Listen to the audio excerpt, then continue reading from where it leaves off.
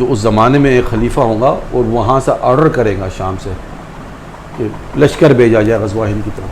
مسلمانوں کا ہند کے ساتھ کیا تعلق؟ نہیں، ہند کے ساتھ جنگ اس لیے ہوں گی نا. اور ہندوستان کی تاریخ، ہندوستان کبھی ون یونٹ نہیں تھا، یہ تو صرف مغلوں نے اس کو کمانڈ کیا تھا. السلام علیکم ورحمۃ اللہ وبرکاتہ.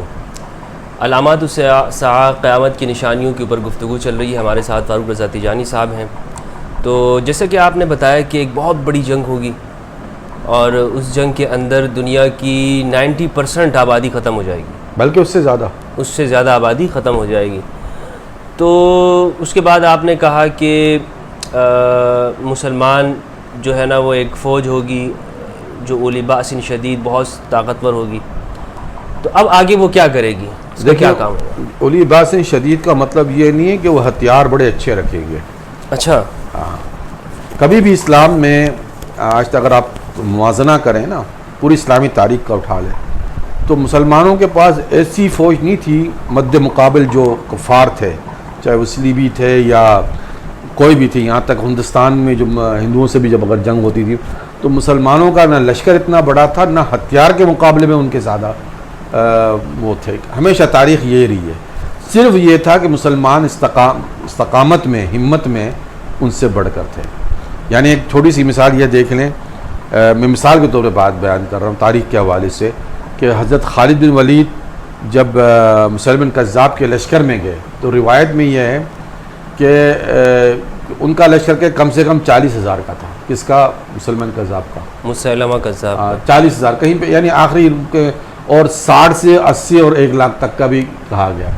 یہاں پہ حضرت خالد بن ولید کا جو لشکر تھا، جو ٹوٹل لشکر تھا، کیونکہ اس سے پہلے بھی 2 سرائے آ چکے تھے جن کو شکست ہو چکی تھی، اور حضرت خالد بن ولید آخری تیسری سرائے لے کے آئے تھے.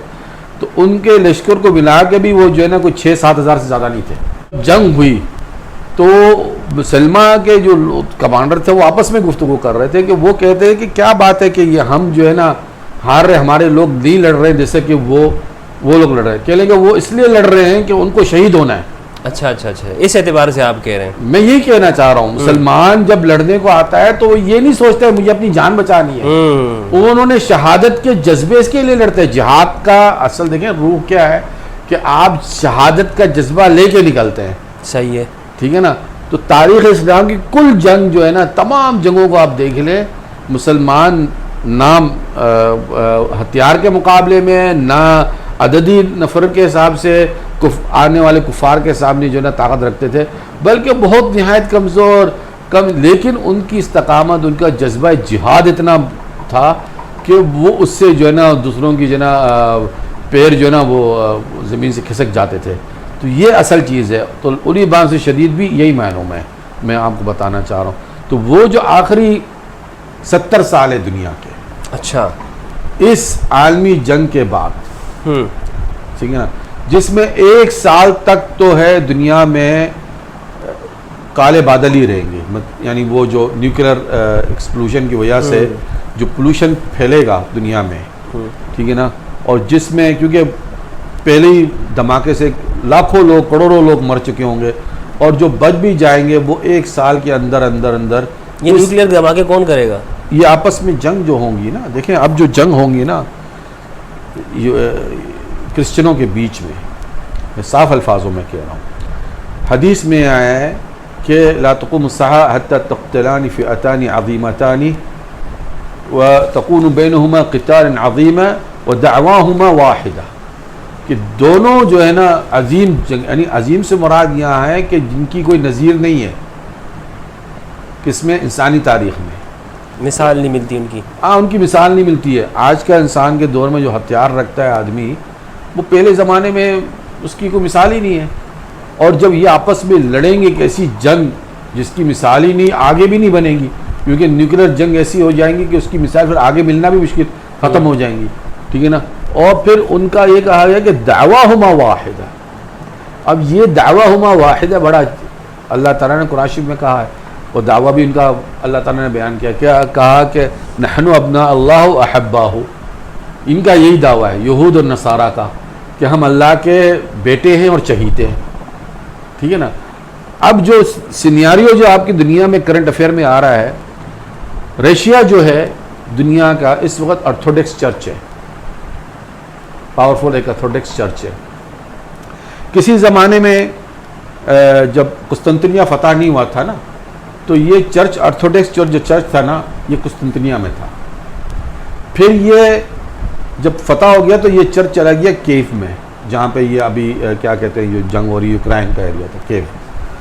پھر جب وہ کیا کہتے ہیں اس کو بلشوک انقلاب آیا تھا کمیونزم کا تو پھر یہاں پہ وہ چرچ میں سسٹم سارا ختم ہو گیا تھا.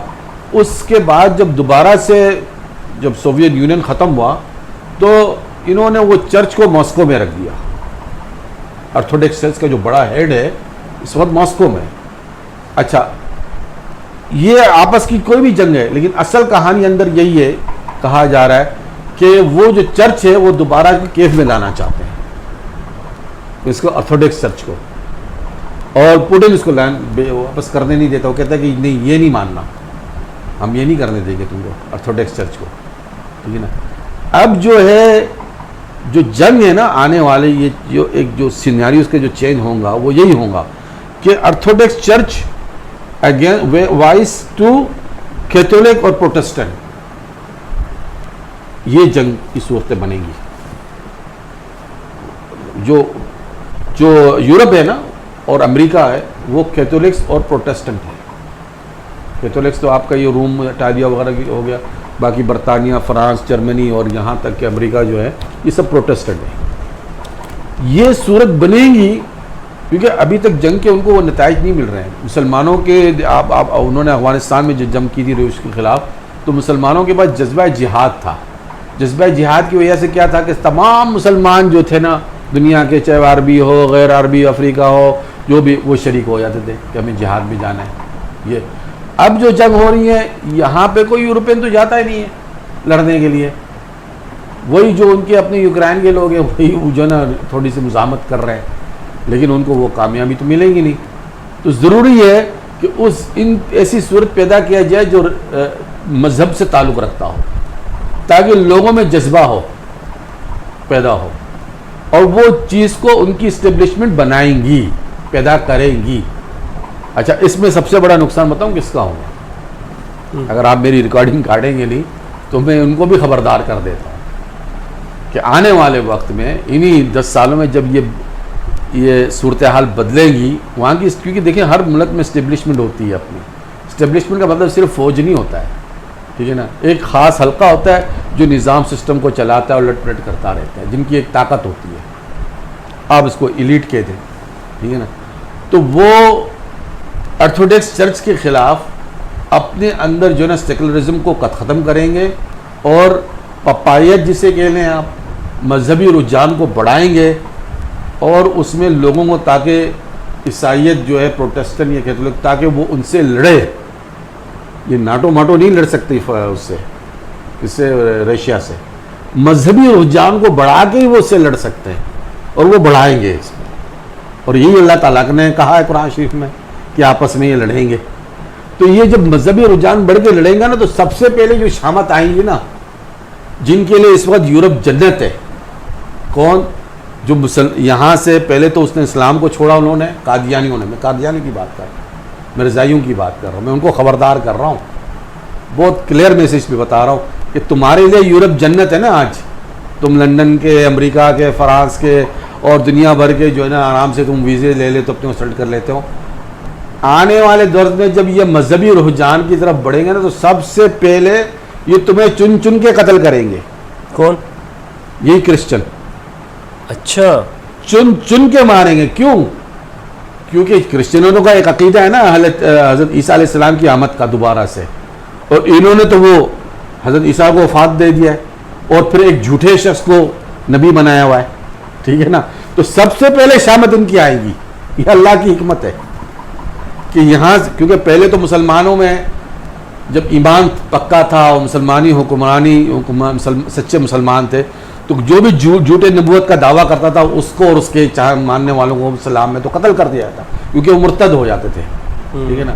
ایک واحد یہ فرقہ جو ہندوستان میں بنا قادیانی, اس کو صرف کافر قرار دے دیا گیا, زندیق قرار دے دیا گیا, لیکن اس کی قتل عام کی جو ہے نا مطلب ان کو مارنے کی جو ہے نا اجازت نہیں دی گئی مسلمانوں کو. یہ عجیب سی بات نہیں ہے؟ بالکل عجیب سی بات ہے نا. علماء نے خود 73 کے آئین میں جب یہ معاملہ ہوا تھا تب بھی یہی کوئی چیز کو جو ہے نا بس دبایا رکھا کہ بس یہاں تک ٹھیک ہے کہ یہ جو ہے نا مسلمان نہیں ہے وغیرہ. حالانکہ اسلامی شریعت کی روح سے مرتد ہے. شریعت کی روح سے تو مرتد ہے اور مرتد کی سزا موت ہے. یہ آپ کے خیال میں کیوں نہیں کیا علماء نے؟ بس اب مسئلہ تو اب یہ جواب تو جو اس زمانے میں ذمہ دار تھے ہر وقت کے اپنے اپنے ذمہ دار تھے وہ اللہ کے سامنے جواب دیں گے. لیکن شاید اللہ کی بھی یہ حکمت ہو کہ آخری جب وقت آنے والا ہے ان کی شامت ان سے ہاتھوں ہے 100%. یہ ان کو ہر ایک جگہ جو ہے نا قادیانیوں کو مرزائیوں کو ماریں گے. میں ان کو ابھی سے بتا رہا ہوں. ان کی مرضی ہے چاہے وہ یورپ میں رہیں یا چھوڑ دیں یا اسلام واپس توبہ کر کے اسلام میں آ جائے. لیکن اگر یہ وہاں رہیں گے تو سب سے پہلے کرسچن ان کو ماریں گے کیونکہ انہوں کا دعوت تو یہ ہے نا کہ مسیح موعود آ چکا ہے. اب ان کو تو اپنا مذہبی رجحان بڑھانا ہے. اپنا مذہبی رجحان وہ مذہبی رجحان بڑھے گا تو وہاں کی جو قوم جو ہے نا لوگ جو ہے پھر جو ہے نا آرتھوڈکس چرچ کے خلاف جنگ لڑ سکے گے. اور یہ جو جنگ ہوں گی یہ پھر دنیا کا نقشہ بدل کے رکھ دے گی. دنیا کی تاریخ کو بدل کے رکھ دے گی. انسانیت کو پیچھے دھکیل دے گی. ختم. یہ اللہ نے یعنی جو تب خاتمہ کرنا ہے نا اس کی بگننگ ہوگی. یعنی اس جنگ سے دنیا کے خاتمے کی پھر آخری 70 سال رہ جائیں گے. آخری 70 سال میں پھر مسلمانوں کے لیے جو 40 سال ہوں گے کیونکہ اس جنگ کے بعد پھر ان کو سمجھ میں آئے گا کہ ہمارے اس جنگ کے پیچھے سازش کرنے والے یہودی تھے. اچھا. حدیث کی جو ہے نا کہ من ورائکم ستغزون عدوکم من ورائکم. تو پھر وہ جنگ جو ہے مسلمان اور کرسچن مل کے یہودیوں کے ساتھ لڑیں گے. خراسان سے یہاں سے چلیں گے یہاں سے کیونکہ دیکھیں وہ جغرافی تمیز ختم کر دے گی. یہ باؤنڈری یہ پاکستانی ہندوستانی یہ چیزیں نہیں. پھر اس مسلمان کہاں پہ بھی ہوں گا وہ مسلمان کے ہی قبیل سے کہلائے گا. اچھا یہ بارڈر ختم ہونے والے ہیں. یہ چیزیں ہاں یہ چیزیں دیکھیں نا ایک ایسی صورتیں پھیل جائیں گی اتنا شہر رہیں گے. یہ بارڈر بنائے ہوئے ہیں پہلے تو نہیں تھا. دنیا میں آسانی کے ساتھ ٹریولنگ ہو سکتی تھی. 1920 کے بعد جو ہے برطانیہ نے پاسپورٹ اجرا کیا بارڈرنگ بنایا وغیرہ کیا ورنہ پہلے تو نہیں تھا. ٹھیک ہے نا. لیکن اس جنگ کے بعد یہ تو غلامی کی ایک شکل ہے نا. ہم غلام ہو گئے. آزادی کہاں رہ گئی ہماری؟ وہ جنگ جو ہے بارڈر کو ختم کر دیں گی. جغرافی سوچیں ختم ہو جائیں گی کیونکہ بڑے بڑے شہر تباہ ہو جائیں گے. میں نے کہہ دیا کہ بڑے بڑے شہر اور یہاں تک دیکھیں نا سندھ کے ایک بہت بڑے صوفی بزرگ گزرے ہیں شاہ عبداللطیف بٹائی رحمۃ اللہ. انہوں نے کہا ہے کہ قیامت آنے سے 40 سال پہلے سندھ تباہ ہو جائے گا. اچھا یہ ان کا قول ہے مشہور قول ہے. آپ کسی بھی تصوف سے تعلق رکھنے والے اہل سندھ میں سے جو بھی ہے کسی کو پوچھ لیں آپ ان کا قول ہے مشہور قول ہے. یہ نا اور وہ بڑے بزرگ ہیں شاہ عبداللطیف بٹائی رحمۃ اللہ علیہ. ٹھیک ہے نا. تو میں اس جنگ کے حوالے سے بات کر رہا ہوں. لوگ ختم ہو جائیں گے. میں آپ کو صاف بتا رہا ہوں کلیئر. وہ بگننگ ہوگا کس کی اینڈ کا. اینڈ کتنے رہ جائیں گے 70 سال کے. حضور صلی اللہ علیہ وسلم نے فرمایا نا کہ آخری 70 سال ہے وہ. اس آخری 70 سال میں 40 سال جو ہے یا سمجھ لیں آپ 35 سال یا 37 سال جو بھی ہے یعنی اس آخری 70 سال میں مسلمان پھر اسلام کے لیے لڑ کھڑے ہو گئے. اچھا ٹھیک ہے نا. یہاں تک کہ باب توبہ بند ہو جائے پھر کوئی گنجائش نہیں رہتی ہے نا. پھر مطلب جب باب توبہ بند ہو جائے نا پھر تو آپ کو کوئی ضرورت نہیں کہ نماز پڑھے نہیں پڑھے کوئی دین پہ چلے نہیں چلے. میرا کیا میں بس اپنی ایمان کی اور اپنی دین کی حفاظت کروں گا. ٹھیک ہے نا. کیونکہ باب توبہ بند ہو چکا ہے نا. میں پھر اپنے ہی خیال رکھوں گا. پھر کوئی میرے ساتھ کوئی نماز پڑھ رہا ہے نہیں کر رہا ہے اس کی مرضی ہے کیونکہ میں تو اس کو تبلیغ بھی نہیں کر سکتا کیونکہ باب توبہ ہی بند ہو گیا. ٹھیک ہے نا. تو یہ اس چیز کو سمجھیں. وہ اس میں جو ہے نا پھر 30 سال رہیں گے خلافت کے. خلافت راشدہ قائم ہوگی اور اسی 30 سالوں میں جو ہے نا یہ جنگیں ہوں گی. اور آخری جنگ جب وہ یہودیوں سے فارغ ہو جائیں گے یعنی اسرائیل فتح کر لیں گے ختم کر دیں گے گریٹر اسرائیل کو تو پھر صلیبی کیا کہیں گے کہ صلیب جنگ جیت گیا. ان کی اب دشمنی ہے نا اپنی بھی ان کی کہ بھئی آج صلیب جیت گیا کیونکہ صلیبی ان جنگ میں شامل ہوں گے مسلمان کے ساتھ.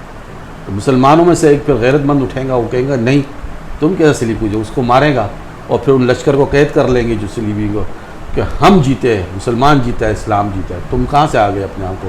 ٹھیک ہے ساتھ تھے لیکن جیت اسلام کی ہوئی ہے، وہ تو غیرت مند مسلمان ہوں گے، تو پھر اس زمانے میں ملحمت الکبریٰ ہوگا۔ صرف اسی ایک بات پہ شروع یہاں سے ہوگی، کیونکہ مسلمان جو ہے نا ان کے کچھ لوگوں کو قید کر لیں گے اور پھر وہ اپنا لشکر لے کے آئیں گے بداق میں، شام میں، اور مسلمانوں کا لشکر یہاں سے جائے گا، وہ تو اب یہاں سے تو پہلے جا چکا ہوں گا لیکن مدینے سے جائے گا پھر وہاں پہ، اور مسلمانوں کی نصرت کے لیے یہاں پہ۔ وہ جنگ مسلمانوں کی اور صلیبیوں کی دنیا کی آخری جنگ ہے، جس کو ملحمت الکبریٰ کہتے ہیں، اور اس جنگ کے اندر جو ہے نا 3/4 جو ہے نا مسلمان 1/4 مسلمان شہید ہو جائیں گے، 1/4 مسلمان جو ہے اس جنگ سے نکل بھاگیں گے، جو خوانا ہو جائیں گے۔ غداری، دیکھیں غداری آخری تک قائم رہے گی۔ حضور صلی اللہ علیہ وسلم کے ساتھ بھی جو منافقین چلتے تھے پیچھے راستے سے آ جاتے نا، عبداللہ بن ابی مسلول جو تھا وہ پیچھے آ جاتا تھا ساتھ، وہ جاتا اسی کرتے تھے کہ وہ واپس آنا ہے، ٹھیک ہے نا۔ تو اسی طریقے سے وہ مسلمانوں کے ساتھ آخری جنگ میں بھی غداری ہوں گی، یہ مت سوچیے گا غداری میر جعفر آج کے دور میں بھی ہم کہتے ہیں نا کہ غداری ہوئی ہے، یہ غداری آخر تک رہے گی مسلمانوں کے اندر، تو وہ پھر ان کی توبہ اللہ تعالیٰ کبھی قبول نہیں کرے گا۔ یہ بھی ایک سمجھنے کی بات ہے، بھائی کیوں نہیں قبول کریں؟ کیونکہ اس کے بعد پھر باب توبہ بند ہو جانے والا ہے۔ ہاں وہ آخری جنگ ہوگی جس میں مسلمان ان کو فتح دے گا، جب فتح دے گا تو پھر پیچھے سے مسلمان جو ہے اپنے تلواروں کو لٹکائے بیٹھے ہوں گے، زیتون کی درخت پہ غنائم تقسیم ہو رہے ہوں گے، تو پھر وہ اعلان ہوگا کہ بھئی دجال نکل آیا تمہاری فیملی، تو مسلمان جو نا اپنے گھوڑے دوڑوائیں گے۔ اب دیکھو الفاظ اس وسلم نے کہا کہ میں ان کے نام کو بھی جانتا ہوں اور ان کے گھوڑوں کو کی نسلوں کو بھی جانتا ہوں، ان کے رنگ بھی جانتا ہوں گھوڑوں کے، اتنے صاف الفاظ ہے، اس سے تو پتہ یہی چلتا ہے کہ گھوڑوں کا زمانہ ہے۔ یہ نہیں کہا کہ وہ کسی سیاج پہ آئیں گے، نہیں، اس نے کہا کہ وہ گھوڑے ہیں، باقاعدہ ان کے رنگوں کو بھی جانتا ہوں۔ تو پھر وہ آج کے دور میں تو آپ کو معلوم کرنا ہے، آپ گوگل کریں، میپ کریں، آپ کو پتہ چل جائے گا آپ کے گھر کے پیچھے کیا ہے، تو کیا وہ گھوڑے دوڑوا رہے، کیوں شام تک آ رہے ہیں؟ تو وہ کہا کہ پہلی خبر جھوٹی ہوگی، پھر جو ہے نا دوسری خبر، وہ وجہ یہ ہے۔ اب دیکھیں پہلی خبر جب نکلے گی تو مراد یہی ہوگا کہ یہ سورج مغرب سے نکل چکا ہوگا، جو میری سمجھ میں آئے گا۔ تو پہلی خبر لوگ اسی وجہ سے اعلان ہو جائے گا کہ دجال نکل آئے، تو جب وہ پوچھیں گے دجال نہیں نکلے گا، ٹھیک ہے نا۔ سورج مغرب سے جب نکل چکے گا نا تو لوگوں کے ذہنوں سے پھر یہ چیزیں ختم ہو جائیں گی، حکومت کا کوئی نام و نشان نہیں ہوگا۔ اچھا یہاں پہ سوال اٹھتا ہے، ہمارے یہاں لوگ امام مہدی کی بات بہت کرتے ہیں، ابھی میں تھوڑا سا اپنی طرف سے بات کو ذرا کلیئر کروں۔ دیکھیں نظریہ امام مہدی کو اگر آپ نے سمجھنا ہے، پہلی تو بات میں آپ کو یہ بتا دوں صاف کہ 200 کے قریب حدیثیں ہیں امام مہدی کے حوالے سے جو بیان کی جاتی ہے، لیکن ان میں اکثر حدیثیں ضعیف ہیں۔ اچھا یہ جو دجال کے حوالے سے آپ نے ایک بات اس میں رہ گئی ہے کہ دجال آپ نے کہا کہ وہ نکلے گا، لیکن اس سے پہلے آپ نے کہا کہ بہت ساری جنگیں ہوں گی، ان جنگوں میں ایک آپ نے ملحمت الکبریٰ بتایا، جی وہ دجال کے آنے سے پہلے ہو گئی ہے، ٹھیک ہے، اور کون کون سی جنگیں ہوں گی؟ اور وہ یہ یہودیوں کے ساتھ جنگ ہے، جو گریٹر اسرائیل کو توڑنا، صحیح ہے، غزوہ ہند ہے۔ اچھا ہاں یہ جو اس زمانے میں ایک خلیفہ ہوگا اور وہاں سے آرڈر کرے گا شام سے کہ لشکر بھیجا جائے غزوہ ہند کی طرف۔ اس کا اس ایریا کے ساتھ کیا تعلق ہے مسلمانوں کا؟ ہند کے ساتھ کیا تعلق؟ نہیں، ہند کے ساتھ جنگ اس لیے ہوں گی نا کہ دیکھیں جب ہمیشہ دیکھیں رسول صلی اللہ علیہ وسلم نے بات تو کرسچن اور اس میں یہودیوں میں ہو رہا ہے نا، ہندوؤں کے ساتھ کیا تعلق ہے؟ سن لیں صلح حدیبیہ ہوا، صحیح ہے، ٹھیک ہے نا۔ اب صلح حدیبیہ کا غزوہ خیبر سے کیا تعلق تھا؟ حضور صلی اللہ علیہ وسلم صلح حدیبیہ سے آتے کے ساتھ 20 دن کے بعد جو ہے، مطلب وہ تیاری میں لگے، اور 20ویں دن جو تھے آپ خیبر میں تھے، اور وہ تو اس وجہ سے نا کہ پہلے وہ قریظہ اور نذیر کے ساتھ ہو چکا تھا نا، وہ تو بات کی بات، ان کا سردار وہاں پہ تھا نا، ہوئی بن اخطب الیہودی۔ ہاں تو یہ اصل چیز یہی ہے نا، یہودی وہ ذات ہے کہ دنیا میں ہر فتنے کے پیچھے یہودی ہے، ہر فتنے کے پیچھے یہودی ہے. یہودیوں کا جو یہ ریاست جو خیبر جو تھا نا وہ بھی ایک طرح کی ریاست سمجھی جاتی تھی. وہ جو بنو نذیر سے نکالے گئے تھے وہ یہیں پہ آ گئے تھے نا, خیبر میں آ گئے تھے. خیبر جو مرکز تھا نا, سارے فساد کا جڑ خیبر تھا. ہاں, اس نے پھر غزوہ احزاب میں ابو سفیان کو وہیں لے کر آیا. وہ ساری چیزیں وہیں سے شروع ہوتی تھی. رسول صلی اللہ علیہ وسلم کو پتا تھا کہ پورے عرب کو یونائٹڈ کیا اس نے, غطفان, بنو مرہ, فزارہ اور بنو سلیم, بنو اسد. ان کو پہلے ختم کرو نا, یہ فتنے کا جڑ یہی ہے. اسرائیل فتنے کا جڑ. اگر خیبر فتح نہ ہوتا تو فتح مکہ نہیں ہو سکتا تھا. ہاں, تو رسول صلی اللہ علیہ وسلم نے پہلے کہا کہ ان کو ختم کرو, یہ پیچھے ہمارے, کیونکہ اسٹیبلشمنٹ وہاں تھی. یہ پیچھے نا, آگے وہ تھے. اب مسئلہ یہ کہ قریش کو کہیں نہ کہیں پہ قائل کر لیا جاتا تھا ان کو سپورٹ کے لیے, کیونکہ یہ ان کے پاس پیسہ زیادہ تھا نا, تو یہ قریش کو جنگ کے لیے پیسہ دیتے تھے. میں وہی تو کہہ رہا ہوں نا, جو یہودی ہے وہ کہیں نہ, اب میرے پاس عربی الفاظ آ رہے منہ میں, مجھے اردو میں مشکل نظر آ رہی کوئی. وہ تعمر کرتے تھے, سمجھے نا, وہ تحریف کرتے تھے, سمجھے نا, وہی اصل میں دسائس تھے سارے. اصل چیز یہودی آج بھی دنیا کے اندر فساد. جب میں کہہ رہا ہوں کہ تیسری عالمی جنگ ان کی وجہ سے ہونے والی ہے, پہلی دوسری انہی کی وجہ سے ہوئی تھی, تیسری بھی یہی ہے. اور یہ بات ان کو ڈسکور ہوں گی, ان کے پاس جب کھلے گی, کب, اہل روم کے پاس, کہ یار ہمیں پھنسانے والے, ہمیں تباہ کرنے والے یہ لوگ ہیں. پھر وہ مسلمانوں کے ساتھ مل کے ان کے ساتھ لڑیں گے, جن کے ساتھ, یہودیوں کے ساتھ, ان کا گریٹر اسرائیل ختم کریں گے. جب گریٹر اسرائیل ختم ہو جائے گا تو مسلمانوں کے لیے, جو ہندوستان میں مسلمان پھنسے ہوئے ہیں, رہ جائیں گے تھوڑے, پھر کہا جائیں گے جا کے لڑو. اب تو یہ جنگیں چلیں گی تھوڑی بہت, جو جس میں ایک طرح کا ٹک ٹیک جسے کہتے ہیں, اب تھوڑا بہت چلتا رہے گا. بڑی جنگ کی بات نہیں کر رہا ہوں, لیکن ہو سکتا ہے کہ جب عالمی جنگ ہو تو ایک دوسرے کے ساتھ لڑ بیٹھے ہم, ہندوستان اور پاکستان بھی.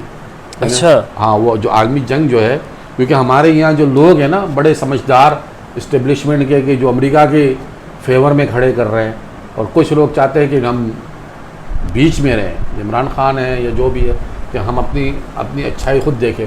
تو وہ میں آنے والے 15-20 سال کی بات کر رہا ہوں, ابھی کی تو بات نہیں کر رہا ہوں. اس وقت کیا ذہن بن جائے ہمارا, کیونکہ وہ جو جنگ ہوگی نا, 2 گروپ بٹ جائیں گے. تو دنیا اور یہ آپ جو بتا رہے ہیں غزوہ ہند, یہ 15-20 سال میں ہونے والی ہے. غزوہ ہند 15-20 سال کے بعد کی بات کر رہا ہوں, پہلے نہیں. غزوہ ہند جو ہے نا, پہلے کتنے سال ہے اس میں تقریباً؟ نہیں دیکھیں, میں نے تو آپ کو بتا دیں, دیکھیں آپ اب آپ اس پہ بھی میں آتا ہوں کہ میں آپ کو سور کب پھونکی جائیں گی وہ بھی بتا دوں گا میں آپ کو. پہلے یہاں تو سمجھ لینا کہ ہم نے پہلے ایک دنیا میں ایک بڑی تباہی دیکھنی ہے جو جنگ کی صورت میں آئیں گی.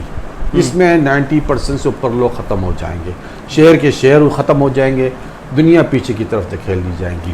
مسلمانوں کے اندر پھر ایسا گروپ پیدا ہوگا جو اولی باس شدید ہوگا, اور وہ جا کے حرمین شریفین کو نجات دیں گا اور بیت المقدس بھی آزاد کر دے گا. پھر وہ ان کے خلیفہ جو ہوں گے اس زمانے کے اندر, وہ غزوہ ہند کے لیے لشکر روانہ کریں گے. اور پھر جو ہے نا اس میں کہا ہے کہ ملوک جو ہے نا ہندوستان کے بادشاہوں کو قید کر کے لایا جائے گا. یہ مراد یہ کہ ہندوستان بھی جو ہے نا ڈیوائیڈ ہوا ہوگا.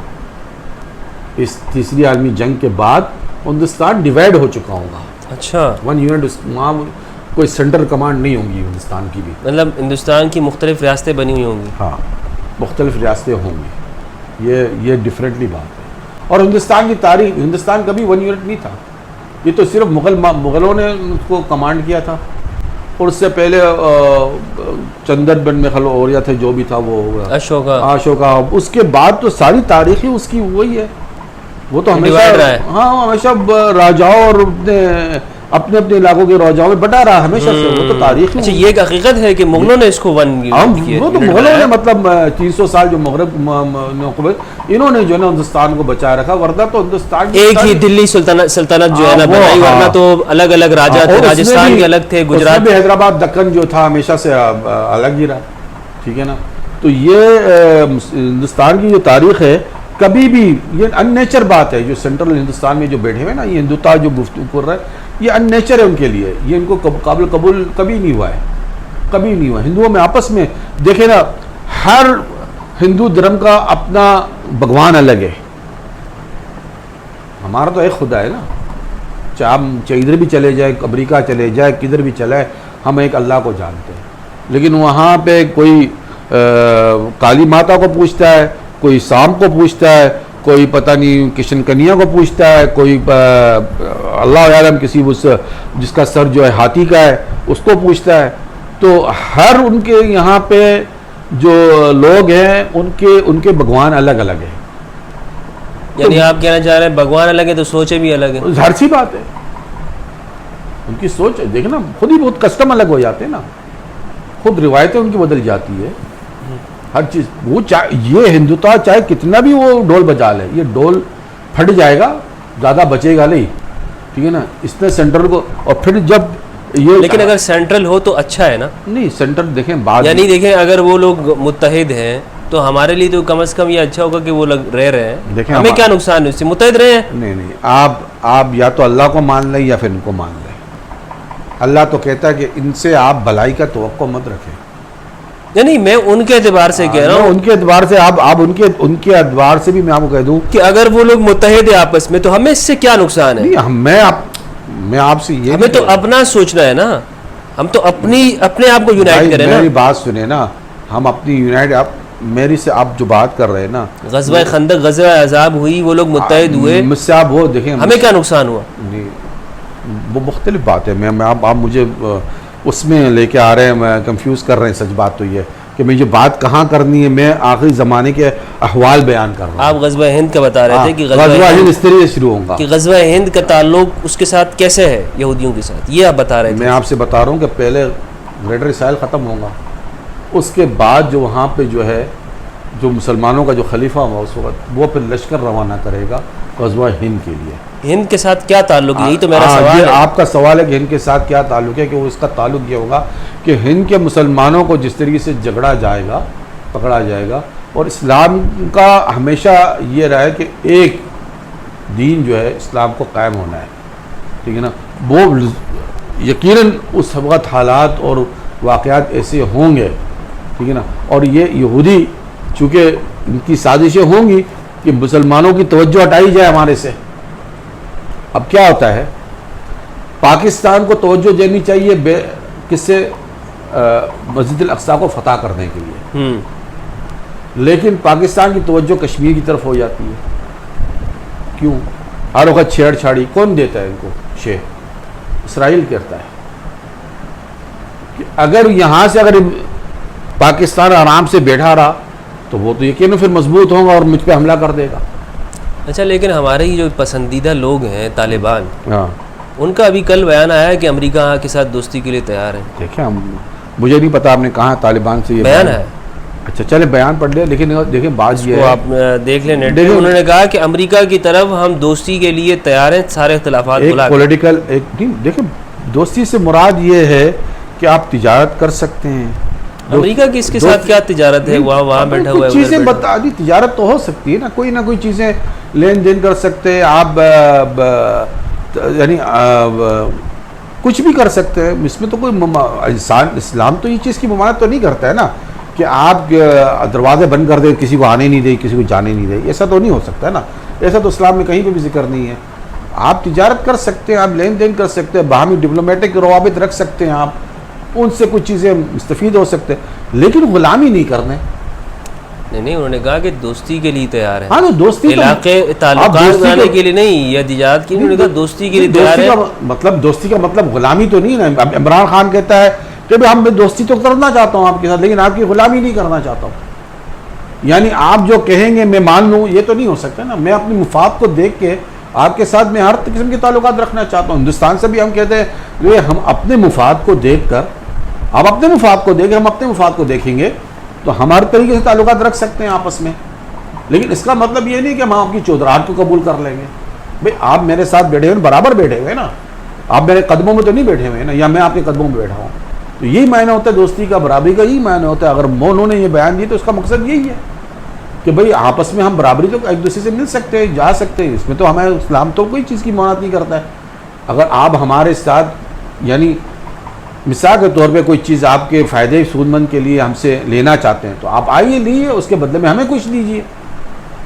اس میں تو کوئی ممانعت نہیں ہے. تو یہ بات تو اس میں کوئی بات نہیں ہے. لیکن دوستی کا مطلب یہ نہیں ہوا ہے کہ میں اپنے مفادات کو بھول جاؤں، میں آپ کی غلامی اختیار کر لوں. جو آپ بولے تو میں سر ہاں جی اور وہ بقول شہباز شریف کے کہ بیگر ڈونٹ ہیو چوزر، بیکاریوں کی جو ہے نا کوئی تو وہ تو خود بیکاری ہے، خاندانی بیکاری ہو سکتا ہے، وہ خود بیکاری ہے. تو یہ تو مقصد یہ تو نہیں ہے نا. ایک تو غیرت مند قوم تو ایسی بات نہیں کر سکتا، یعنی قوم پہ تو یہ یعنی جن لوگوں نے بلایا تو چلے ٹھیک ہے. تو آپ یہ بتا رہے تھے کہ یعنی ان کے جو تعلقات ہوں گے وہ یہاں کے ساتھ بہتر ہوں گے، تو لہٰذا اسی وجہ سے غزوہ ہند ہوگی.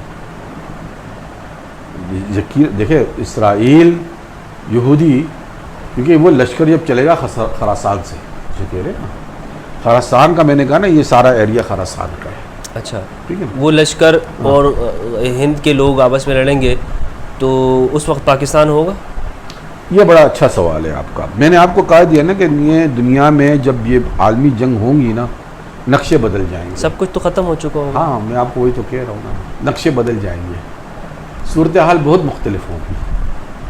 آپ اس چیز کو یہ جو ڈفرینسز ہے نا نیشنلٹیز پہ یہ ختم ہو چکی ہوتی ہے. اچھا ہاں یہ نیشنلٹیز جو ہے نا بنا کے آپ بیٹھے ہوئے ہیں، قومیت بنا کے بیٹھے ہیں، یہ نظر نہیں. یہاں پھر مسلمان ایک ہوں گے، چاہے وہ مصر کا ہو، چاہے وہ خراسان سے ہو، مصر کا بھی ہو، کسی بھی علاقے کا ہو، لیکن وہ مسلمان ہے، وہ ایک ہی جھنڈے تلے آ جائے گا. اب سوال مجھ سے کسی نے یہ پوچھا کہ بھائی جو خلافت قائم ہوں گی وہ کس کی ہوں گی؟ بریلویوں کی ہوں گی، حنفیوں کی ہوں گی، یا جو بندیوں کی، اہلیتی، شیعہ، یہ ساری چیزیں. میں اس کا جواب دے دیتا ہوں کہ بھائی دیکھیں 1974 کے اندر جب ختم نبوت کی بات آئی تھی، ناموس رسالت، ختم نبوت پہ قانون بن رہا تھا، تو تمام یہ فرقے ایک ہو گئے تھے، کیونکہ ہمارا کوس ایک تھا، مقصد ایک تھا، ہدف ایک تھا. کیا؟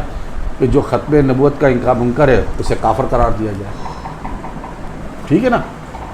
تو اللہ تعالیٰ اس وقت کوس ایک کر دے گا مسلمانوں کو، کیا کہ بھئی مکہ مدینہ فتح کرنا ہے.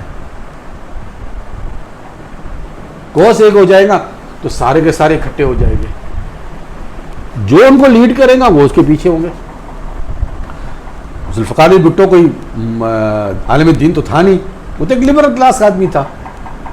مشہور ہے، اللہ اس کی مغفرت کرے، اس نے کہا کہ میں نے تو بڑے گناہ کیے، مجھے شاید اللہ تعالیٰ اسی کی بخش دے، اور لیکن اللہ اس کو بخشے گا. ٹھیک ہے نا. کہ جس نے ختم نبوت کا کیس لڑا، خود اگر آپ اس کو دیکھیں نا اپنے اٹارنی جنرل زمانے میں یا بختیار، اگر اس کی آپ جو مباحثہ ڈیبیٹ ہے جو اس نے اس وقت ان قادیانیوں کے خلیفوں کے ساتھ جو ڈیبیٹ کی تھی، وہ آپ پڑھے تو بڑے حیران ہو جائیں گے کہ یار میں نے جب اس ڈیبیٹ کو پڑھا تو میں نے کہا یار اس بندے کی تو میں پیر چوموں اتنا، حالانکہ وہ لبرل ہے لیکن جس طریقے سے اس کو زج کر دیا اس کو، یہ قادیانیوں کو، یہ خلیفہ کو ڈیبیٹ میں، وہ تو حیران کن بات تھی کہ شخص نے کس طریقے سے، حالانکہ وہ لبرل تھا، وہ ذاتی زندگی میں ایک لبرل کلاس آدمی تھا، لیکن اس کو عقیدہ تو رکھتا تھا نا اپنا، اس کا عقیدہ تھا ختم نبوت پہ. تو اس نے تو اللہ تعالیٰ جو ہے اس وقت جو ہے مسلمانوں کو، جن کے دل میں ایمان سچا ہوگا، چاہے ان کے اعمال کیسے بھی ہو. اب دیکھیں نا اعمال تو ہم صحابہ کی طرح تو عمل نہیں کر سکتے نا، جو صحابہ رسول صلی اللہ علیہ وسلم کے بعد، نہ ہمارے اعمال اتنے بڑے اچھے ہو سکتے ہیں، لیکن عقیدہ تو ہم رکھتے ہیں نا اپنے دل میں کہ اللہ ایک ہے، رسول اللہ ایک ہے، یہ ان کا قرآن ہے کہ یہ آخری نبی ہے. یہ ہمارے یہ چیز ہمیں جو ہے نا جوش دلاتی ہے آگے کی. تو پھر جب ایک ہدف ہو ہمارا سب کا کہ ٹارگیٹ یہ ہوگا کہ ہمیں فتح مکہ کرنا ہے، مدینہ کو فتح کروانا ہے دوبارہ سے، کیونکہ یہودی اس پہ قابض ہو، تو پھر جو ہے نا سب ایک ہو جائیں گے اور پھر وہ خلافت قائم ہوں گی اس کے تحت. ہاں یہ بات ہوئی. جی ناظرین، جیسا کہ آپ نے دیکھا کہ قیامت کی جو نشانیاں اور اس کے احوال چل رہے ہیں، بڑی تفصیل کے ساتھ تیجانی صاحب نے اس پہ گفتگو کی. کون کون سی جنگیں ہوں گی، مسلمانوں اور یہودیوں اور کرسچنس کے درمیان میں کون سی جنگیں ہوں گی، غزوہ ہند کیا ہے. یا میں یہ بتاتا چلوں کہ اس حوالے سے جو بھی تحقیق ہے یہ تیجانی صاحب کی ہے. تیجانی صاحب اپنی تحقیق آپ کو بتا رہے ہیں اور میری طرف سے ان سے سوالات کیے جا رہے ہیں. ان کی باتوں سے متفق اور غیر متفق ہونا ضروری نہیں ہے. جو ان کی ریسرچ ہے میرا کام یہ ہے کہ آپ تک پہنچا رہا ہوں. اس پہ ہم ان کو کرٹیسائز بھی کر سکتے ہیں، سن بھی سکتے ہیں، سوال بھی کر سکتے ہیں. اگر یہ کہیں پر غلط ہیں تو ہم اس پر اپنی رائے دے سکتے ہیں اگر ہم سمجھتے ہیں تو، اور اگر صحیح ہے تو ہمیں پھر چاہیے کہ ہم اس پر سنجیدہ ہو کر کوشش کریں. سوال آپ ضرور کر سکتے ہیں، کامنٹ کیجئے اس حوالے سے، آپ کا کیا نقطہ نظر ہے، سوال کرنا نہ بھولیے گا۔ ملتے ہیں انشاءاللہ ایک بریک کے بعد۔